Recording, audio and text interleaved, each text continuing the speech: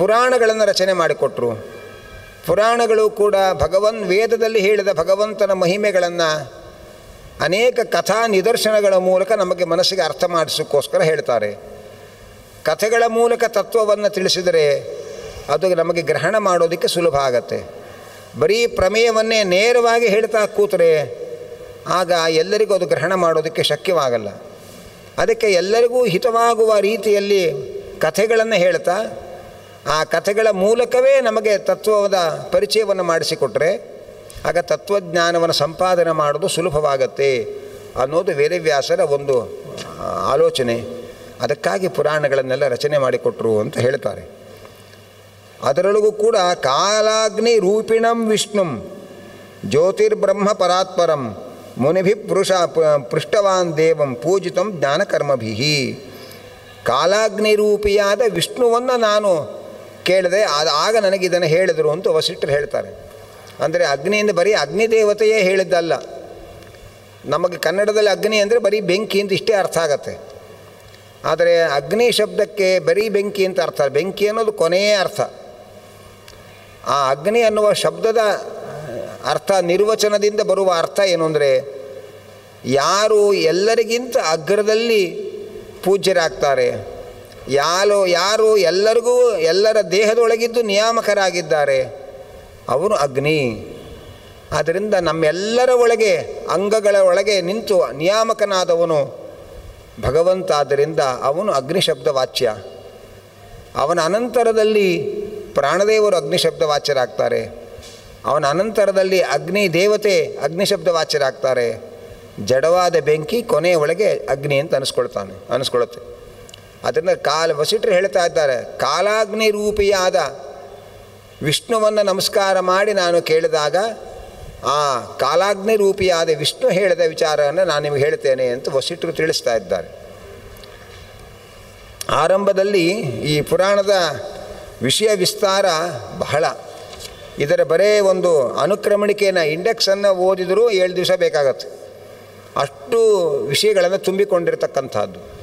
ಸಾಮಾನ್ಯವಾಗಿ ಪುರಾಣಗಳು ಅಂತ ಕೇಳಿದ ಕೂಡಲೇ ಅದರಲ್ಲಿ ಬರುವಂಥ ವಿಚಾರಗಳು ಸೃಷ್ಟಿ, ಪ್ರಧಾನ ಆರಂಭದ ಸೃಷ್ಟಿ, ಅನಂತರ ಅವಾಂತರ ಸೃಷ್ಟಿಗಳು, ಅನಂತರ ಮನ್ವಂತರಗಳ ಚರಿತ್ರೆ, ಮನುಗಳ ಚರಿತ್ರೆ, ಭಗವಂತನ ಬೇರೆ ಬೇರೆ ಅವತಾರಗಳ ಚರಿತ್ರೆ, ಭಗವದ್ಭಕ್ತರಾದ ಋಷಿಮುನಿಗಳು ರಾಜರ್ಷಿಗಳ ಚರಿತ್ರೆಗಳು, ಇದೆಲ್ಲ ಇರುತ್ತೆ ಪುರಾಣ ಅಂತ ಕೇಳಿದ ಕೂಡಲೇ. ಆದರೆ ಅಗ್ನಿ ಪುರಾಣದಲ್ಲಿ ಬಹಳ ವಿಚಿತ್ರ ಅಂತಂದರೆ ಇದರೊಳಗೆ ಭಗವಂತನ 10 ಅವತಾರದ ಕಥೆ ಆರಂಭದಲ್ಲಿ ಬರುತ್ತೆ. ಆನಂತರ ರಾಮಾಯಣವನ್ನು ಅನೇಕ ಅಧ್ಯಾಯಗಳಲ್ಲಿ ರಾಮಾಯಣವನ್ನು ಸಂಗ್ರಹವಾಗಿ ಹೇಳ್ತಾರೆ. ಹರಿವಂಶ ಕಥೆ ಪೂರ್ತಿ ಸಂಗ್ರಹವಾಗಿ ಇದರಲ್ಲಿ ಹೇಳ್ತಾರೆ. ಮಹಾಭಾರತವನ್ನು ಸಂಗ್ರಹವಾಗಿ ಇದರೊಳಗೆ ಹೇಳ್ತಾರೆ. ಭಗವಂತನ ಸೃಷ್ಟಿಯ ವೈವಿಧ್ಯಗಳನ್ನು ಹೇಳ್ತಾರೆ. ಅನಂತರದಲ್ಲಿ ನಾನಾ ಬಗೆಯಾದಂತಹ ದೇವಾಲಯ ನಿರ್ಮಾಣದ ವಾಸ್ತು, ಅನಂತರ ನಾನಾ ಯಂತ್ರಗಳ ನಿರ್ಮಾಣ, ಆಮೇಲೆ ವೇದಕ್ಕೆ ಅಂಗವಾದಂತಹ ಷಡಂಗಗಳು ಅಂತ ಏನು ಹೇಳ್ತೇವೆ, ಶಿಕ್ಷಾ, ಕಲ್ಪ, ವ್ಯಾಕರಣ, ನಿರುಕ್ತ, ಛಂದಸ್ಸು, ಜ್ಯೋತಿಷ ಅಂತ ಅದರ ಪರಿಚಯವನ್ನು ಮಾಡಿಕೊಡ್ತಾರೆ. ಅನಂತರ ಆಯುರ್ವೇದದ ಪರಿಚಯ ಇದೆ, ಧನುರ್ವೇದದ ಪರಿಚಯ ಇದೆ, ನಾನಾ ಬಗೆಯಾದಂತಹ ಪ್ರತಿಷ್ಠಾ ಕ್ರಮಗಳಿದೆ, ಹೋಮಕುಂಡದ ಅಳತೆ ಹೇಗಿರಬೇಕು ಅದನ್ನು ಹೇಳ್ತಾರೆ. ಆನಂತರ ಶಿವ ಮೊದಲಾದ ಬೇರೆ ಬೇರೆ ದೇವತೆಗಳ ಆರಾಧನಾ ಕ್ರಮಗಳನ್ನು ಹೇಳ್ತಾರೆ. ಇಷ್ಟು ವಿಷಯ ವೈವಿಧ್ಯವನ್ನು ತುಂಬಿಕೊಂಡು ಸಂಗೀತ ಇದೆ ಇದರೊಳಗೆ, ಆಯುರ್ವೇದ ಇದೆ, ಮತ್ತು ಸಂಗೀತ ಶಾಸ್ತ್ರ ಇದೆ, ವ್ಯಾಕರಣ ಶಾಸ್ತ್ರ ಇದೆ, ಸರ್ಪಶಾಸ್ತ್ರ ಇದೆ, ನಕ್ಷತ್ರಗಳ ಶಾಸ್ತ್ರ ಇದೆ, ಜ್ಯೋತಿರ್ಮಂಡಲದ ಪರಿಚಯ ಇದೆ. ಹೀಗೆ ಅದ್ಭುತವಾದಂತಹ ಅನೇಕ ಸಂಗತಿಗಳನ್ನು ತಿಳಿಸಿಕೊಡ್ತಕ್ಕಂಥದ್ದು. ಆದರೆ ಆರಂಭದಲ್ಲಿ ಸಾರಾತ್ಸಾರತರನಾದ ವಿಷ್ಣು ಅವನ ಮಹಿಮೆಯನ್ನು ಹೇಳ್ತೇನೆ ಅಂತ ತಿಳಿಸಿದ್ದಾರೆ. ಕೊನೆಯೊಳಗೆ ಕೂಡ ಭಗವಂತನನ್ನು ಧ್ಯಾನ ಮಾಡೋದನ್ನೇ ಧ್ಯಾನ ಅಂತ ಕರೀತಾರೆ. ನಾವು ಬೇರೆ ಬೇರೆ ವಸ್ತುಗಳನ್ನು ಧ್ಯಾನ ಮಾಡ್ತಾ ಕೂತ್ಕೊಳ್ತೇವೆ, ಅದು ಮೋಕ್ಷಕ್ಕೆ ಸಾಧನವಾದ ಧ್ಯಾನ ಆಗಲ್ಲ. ಸರ್ವೋತ್ತಮನಾದ ವಿಷ್ಣುವನ್ನು ಮನಸ್ಸಿನಲ್ಲಿ ಚಿಂತನೆ ಮಾಡೋದಕ್ಕೆ ಧ್ಯಾನ ಅಂತ ಕರೀತಾರೆ. ಹಾಗೆ ಅಂತ ಭಗವಂತನ ಪಾರಮ್ಯವನ್ನು ನಿರೂಪಣೆ ಮಾಡುವುದರೊಳಗೆ ಮುಕ್ತಾಯವಾಗತ್ತೆ. ಕೆಲವು ಕಡೆಯಲ್ಲಿ ಇದರ ಗಾತ್ರವನ್ನು ಸುಮಾರು 15-16 ಅಧ್ಯಾಯಗಳು 15,000-16 ಸಾವಿರ ಶ್ಲೋಕಗಳು ಅಂತ ಹೇಳ್ತಾರೆ. ಕೆಲವು ಪುರಾಣಗಳಲ್ಲಿ ಇದರ ಗಾತ್ರವನ್ನು ಹೇಳ್ತಾರೆ. ನಮಗೆ ಈಗ ಉಪಲಬ್ಧವಿರುವಂತಹ ಅಗ್ನಿ ಪುರಾಣದ ಶ್ಲೋಕಗಳ ಸಂಖ್ಯೆ ಇನ್ನೂ ಕಡಿಮೆ ಇದೆ. 11 ಸಾವಿರ ಚಿಲ್ಲರೆ ಶ್ಲೋಕಗಳು ಅಂತ ಹೇಳಿ ಉಪಲಬ್ಧವಿರುವಂತಹ ಪುರಾಣಗಳಲ್ಲಿ ನಮಗೆ ಸಿಗುವಂಥದ್ದು. ಎಷ್ಟೋ ಪುರಾಣಗಳಲ್ಲಿ ದಾಳಿ ಮಾಡುವ ಹವ್ಯಾಸದ ವ್ಯಾಸರು ಇದ್ದದ್ದು ತೆಗೆದು ಇಲ್ಲದೇ ಇರೋದನ್ನು ಸೇರಿಸಿ ಎಲ್ಲ ಅಧ್ವಾನ ಮಾಡಿರ್ತಾರೆ. ಯಾವುದು ಶುದ್ಧವಾದ ಮೂಲ, ಯಾವುದು ಮತ್ತು ಇನ್ನೊಬ್ಬರ ಆಕ್ಷೇಪ ಪ್ರಕ್ಷೇಪಗಳು, ಇದನ್ನೆಲ್ಲ ಗುರುತಿಸೋದೇ ಬಹಳ ಕಷ್ಟವಾಗಿದೆ ಪುರಾಣಗಳ ಸಮುದಾಯದಲ್ಲಿ. ಇಂತಹ ಒಂದು ಆಗ್ನೇಯ ಪುರಾಣದ ವಿಷಯ ವೈವಿಧ್ಯ ಎಲ್ಲ ಪುರಾಣಗಳಿಗಿಂತಲೂ ವಿಚಿತ್ರವಾದಂಥದ್ದು. ಅಷ್ಟು ಅದ್ಭುತವಾದ ಸಂಗತಿಗಳಿದೆ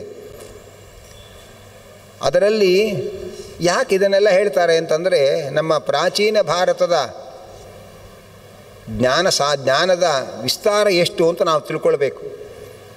ಬರೇ ಪೂಜೆ ಎಷ್ಟೋ ಜನರಿಗೆ ಸಂಸ್ಕೃತ ಅಂದರೆ ಬರೀ ಪೂಜೆ ಮಂತ್ರ ಅಂತ ಇಷ್ಟೇ ತಿಳ್ಕೊಂಡಿದ್ದಾರೆ. ಇನ್ನು ಕೆಲವರಿಗೆ ಸಂಸ್ಕೃತ ಅಂದರೆ ಜ್ಯೋತಿಷ್ಯ ಅಂತ ಇಷ್ಟೇ ತಿಳ್ಕೊಂಡು, ಈಗ ಜ್ಯೋತಿಷ್ಯ, ಪೂಜೆ, ಪುನಸ್ಕಾರ ಇಷ್ಟಕ್ಕೆ ಸಂಸ್ಕೃತ ಅಂತ ಒಂದು ಭ್ರಮೆ ನಮ್ಮಲ್ಲಿ ಅನೇಕ ಜನರಿಗೆ ಇರುತ್ತದೆ. ಆದರೆ ಇವತ್ತಿನ ವಿಜ್ಞಾನದ ಕ್ಷೇತ್ರ ಯಾವುದನ್ನು ಸ್ಪರ್ಶ ಮಾಡೋಕ್ಕಾಗಿಲ್ಲ ಅಂತಹ ಅನೇಕ ಸಂಗತಿಗಳನ್ನು ನಮ್ಮ ಪುರಾಣ ಪ್ರಪಂಚಗಳಲ್ಲಿ ನಿರೂಪಣೆ ಆಗಿದೆ ಅನ್ನುವುದನ್ನು ನಾವು ತಿಳಿದಿಲ್ಲ, ನಮ್ಮ ಮಕ್ಕಳಿಗೂ ತಿಳಿಸಿಲ್ಲ. ಹಾಗಾಗಿ ಆ ಮಕ್ಕಳಿಗೆ ನಮ್ಮದ್ದು ಉಪಯೋಗವಿಲ್ಲ ಅಂತ ಭ್ರಾಂತಿ ಬಂದಿದೆ. ಮತ್ತು ಆಧುನಿಕ ವಿಜ್ಞಾನವೇ ಸರ್ವಶ್ರೇಷ್ಠ ಅನ್ನುವಂತಹ ಒಂದು ಭ್ರಮೆಯೂ ಬಂದಿದೆ ಅವರಿಗೆ. ಆದರೆ ನಮ್ಮ ಸಂಸ್ಕೃತ ಸಾಹಿತ್ಯ ಪ್ರಪಂಚದಲ್ಲಿ, ಅದು ಪುರಾಣ ಪ್ರಪಂಚ ಇರ್ಬೋದು ಮತ್ತು ಉಳಿದಂತಹ ಸಂಸ್ಕೃತ ಕ್ಷೇತ್ರ ಇರಬಹುದು, ಅದರಲ್ಲಿ ಬಂದಷ್ಟು ವೈವಿಧ್ಯಗಳು, ವಿಷಯ ವಿಸ್ತಾರಗಳು ಇವತ್ತಿನ ಆಧುನಿಕವಾದ ಬೇರೆ ಯಾವ ಜ್ಞಾನದ ಪ್ರಪಂಚದಲ್ಲೂ ಅಷ್ಟಿಲ್ಲ.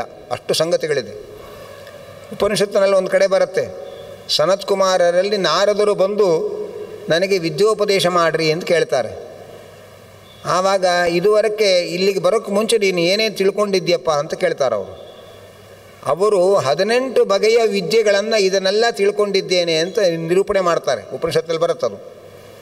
ನಾನು ಭೂಗೋಳ ಖಗೋಳಗಳನ್ನು ತಿಳಿದಿದ್ದೇನೆ, ಭೂಗರ್ಭಶಾಸ್ತ್ರವನ್ನು ತಿಳಿದಿದ್ದೇನೆ, ಸರ್ಪಶಾಸ್ತ್ರ ತಿಳಿದಿದ್ದೇನೆ, ಜ್ಯೋತಿಷ್ಯವನ್ನು ತಿಳಿದಿದ್ದೇನೆ, 4 ವೇದಗಳನ್ನು ತಿಳಿದಿದ್ದೇನೆ, ಆನಂತರ ಸಸ್ಯಶಾಸ್ತ್ರಗಳು ಎಲ್ಲವನ್ನು ತಿಳಿದಿದ್ದೇನೆ, ಆನಂತರ ಭೂಮಿಯಲ್ಲಿ ನಿಧಿ ಎಲ್ಲಿದೆ ಅಂತ ಪತ್ತೆ ಹಚ್ಚುವಂತಹ ಶಾಸ್ತ್ರಗಳು ಎಲ್ಲ ತಿಳಿದಿದ್ದೇನೆ. ಮತ್ಯಾತಕ್ಕೆ ಬಂದು? ಇದು ಯಾವುದೂ ಕೂಡ ಮೋಕ್ಷಕ್ಕೆ ಸಾಧನವಲ್ಲ. ಬ್ರಹ್ಮವಿದ್ಯೆ ಒಂದೇ ಮೋಕ್ಷಕ್ಕೆ ಸಾಧನ. ಆ ಬ್ರಹ್ಮವಿದ್ಯೆಯನ್ನು ನಿಮ್ಮಿಂದ ಪಡೆಯಬೇಕು ಅಂತ ಬಂದಿದ್ದೇನೆ ಅಂತ ಹೇಳ್ತಾರೆ. ಅಂದರೆ ಅವರು ಗುರುಕುಲಕ್ಕೆ ಬರೋಕ್ಕೆ ಮುಂಚೆ ಏನು ಓದಿದ್ದಾರೆ, ಅದು ಎಷ್ಟು ಓದಿದ್ದಾರೆ, ಎಷ್ಟು ಇದೆ ಅನ್ನೋದೇ ನಮಗೆ ಗೊತ್ತಿಲ್ಲ. ಅಂಥ ಅದ್ಭುತವಾದ ಜ್ಞಾನಿಗಳು ನಾರದರು.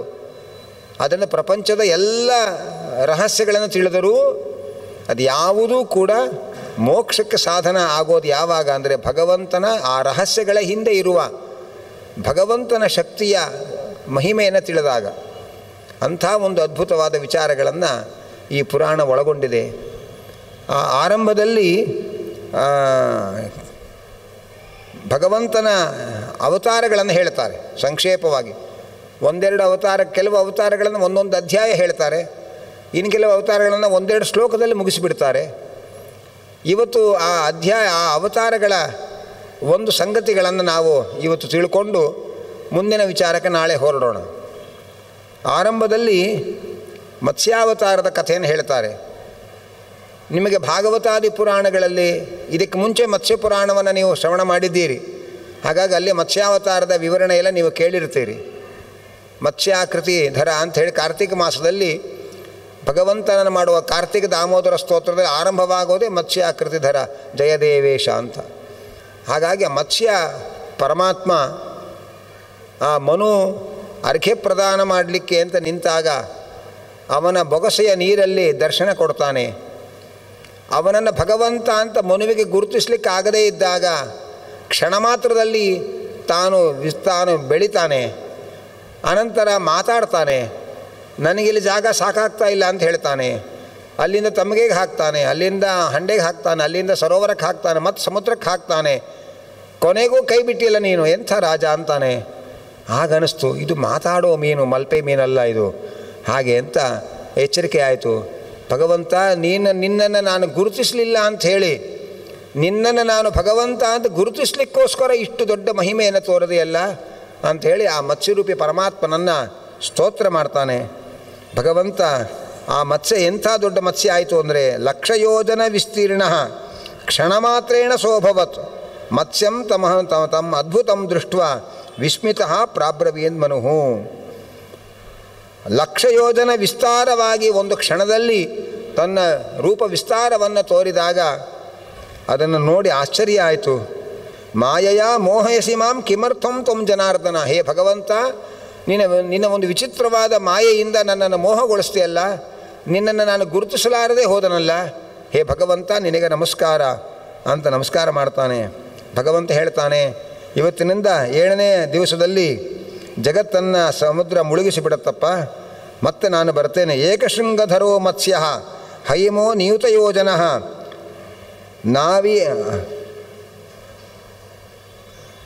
ನಾವಂ ಬಬಂಧ ತತ್ಸೃಂಗೆ ಮತ್ಸ್ಯಾಖ್ಯಂಚ ಪುರಾಣಕಂ ಶುಶ್ರಾವ. ನಾನು ಒಂದು ಕೊಂಬನ ಮುಖದಲ್ಲಿ ಧರಿಸಿಕೊಂಡು ಬಂಗಾರದ ಮೀನಾಗಿ ವಿಸ್ತಾರದ ಸ್ವರೂಪನಾಗಿ ಬರ್ತೇನೆ. ಭೂಮಿ ಒಂದು ದೋಣಿಯಾಗತ್ತೆ, ಅದನ್ನು ನನ್ನ ಕೊಂಬಿಗೆ ಸಿಕ್ಕಿಸು, ಮತ್ಸ್ಯಪುರಾಣವನ್ನು ನಾನು ನಿನಗೆ ಉಪದೇಶ ಮಾಡ್ತೇನೆ ಅಂತ ಭಗವಂತ ಹೇಳ್ತಾನೆ. ಹಾಗೆ ಸ್ವಲ್ಪ ಯೋಚನೆ ಮಾಡಿರಿ. ಒಂದು ಕಡೆ ಪ್ರಳಯದ ಮಹಾಪ್ರವಾಹ, ಆ ಹೆದ್ದೆರೆಗಳ ಏರಿಳಿತಗಳು, ದಟ್ಟವಾದ ಕತ್ತಲೆ, ಸಪ್ತಋಷಿಗಳ ಮೈ ಬೆಳಕು ಬಿಟ್ಟರೆ ಬೇರೆ ಬೆಳಕಿಲ್ಲ, ಒಮ್ಮೆ ಆಕಾಶಕ್ಕೆ ಹೋಗುತ್ತೆ ಒಮ್ಮೆ ಪಾತಾಳಕ್ಕೆ ಹೋಗುತ್ತೆ ಅಂತ ಅನಿಸೋ ಹಾಗೆ ಆ ದೋಣಿಯ ಏರಿಳಿತಗಳು. ಅಂತಹ ಟೆನ್ಷನ್ ಸಮಯದಲ್ಲಿ ಭಗವಂತ ಮತ್ಸ್ಯಪುರಾಣ ಹೇಳ್ತೇನೆ ಅಂತ ಅಂತಾನಲ್ಲ, ಇದು ಎಂಥ ವಿಚಿತ್ರ ಅಂತ ಅನಿಸುತ್ತೆ.